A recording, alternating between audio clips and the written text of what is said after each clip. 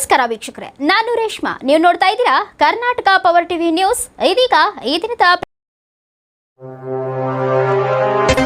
ಚಾಮರಾಜನಗರ ವೈದ್ಯಕೀಯ ವಿಜ್ಞಾನ ಸಂಸ್ಥೆಯಲ್ಲಿ ಸಾರ್ವಜನಿಕ ಮೂಲಭೂತ ಸೌಕರ್ಯವನ್ನು ಸಾರ್ವಜನಿಕರಿಗೆ ಕೊಡುವಲ್ಲಿ ಸಂಸ್ಥೆ ಸಂಪೂರ್ಣ ವಿಫಲವಾಗಿದೆ.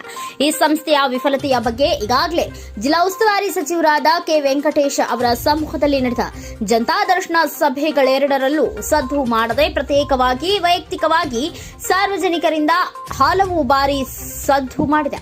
ಅಲ್ಲದೆ ಜಿಲ್ಲಾ ಎಸ್ಸಿ ಎಸ್ಟಿ ಸಭೆಯಲ್ಲಿ ಜಿಲ್ಲಾಧಿಕಾರಿಗಳ ಸಮ್ಮುಖದಲ್ಲಿ ಸದ್ದು ಮಾಡಿದೆ. ಇದರ ಬಗ್ಗೆ ಸತತವಾಗಿ ಜನರು ಕೇಳುತ್ತಲೇ ಇದ್ದಾರೆ. ಜಿಲ್ಲೆಯ 4 ಶಾಸಕರಿಗೂ ಜನರು ಮನವಿ ಮಾಡಿದ್ದಾರೆ. ಆದರೂ ಜಿಲ್ಲಾಧಿಕಾರಿಗಳಿಗೆ ಉಸ್ತುವಾರಿ ಸಚಿವರಾಗಲಿ ಶಾಸಕರಾಗಲಿ ಜಿಲ್ಲೆಯ ಜನರ ಸಮಸ್ಯೆಯನ್ನ ಬಗೆಹರಿಸಲು ಕನಿಷ್ಠ ಪ್ರಾಮಾಣಿಕ ಸೇವೆಯನ್ನ ಒದಗಿಸದಿರುವ ಪರಿಣಾಮದಿಂದ ನಮ್ಮ ಚಾಮರಾಜನಗರ ಜಿಲ್ಲೆಯ ಜನರು ವೈದ್ಯಕೀಯ ವಿಜ್ಞಾನ ಸಂಸ್ಥೆಯಲ್ಲಿ ರೋಗಿಯ ಕಡೆಯವರು ದೇಹ ಪ್ರತಿಯಾದ ಮಲಮೂತ್ರ ವಿಸರ್ಜನೆಯ ಸಮಸ್ಯೆಗಳನ್ನು ತೀರಿಸಿಕೊಳ್ಳಲು ಎಂದು ಪರದಾಡುವಂತಹ ದುಸ್ಥಿತಿಯನ್ನ ಜಿಲ್ಲೆಯಲ್ಲಿ ಜನರು ಅನುಭವಿಸುತ್ತಿದ್ದಾರೆ. ಇದನ್ನ ನೋಡಿಕೊಂಡು ಜಿಲ್ಲಾಧಿಕಾರಿಗಳು, ಶಾಸಕರು ಹಾಗೂ ಉಸ್ತುವಾರಿ ಸಚಿವರು ಕನಿಷ್ಠವೂ ಪರಿಹರಿಸದೆ ಮನ ತುಂಬಿ ಹರಿಸುವ ಜನಸೇವೆಯನ್ನು ಮಾಡಿ ಜನರ ದುಡ್ಡಲ್ಲಿ ತಮ್ಮ ಸವಲತ್ತುಗಳಲ್ಲಿ ಕನಿಷ್ಠ ಕಡಿಮೆ ಆಗದಂತೆ ಮಾತ್ರ ಕಾಯ್ದುಕೊಂಡು ಜನಸೇವಕರಾಗಿದ್ದಾರೆ.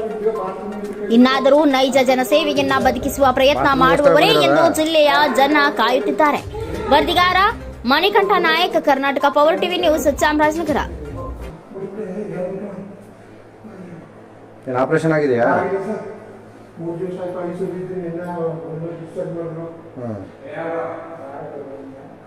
ಹಲೋ,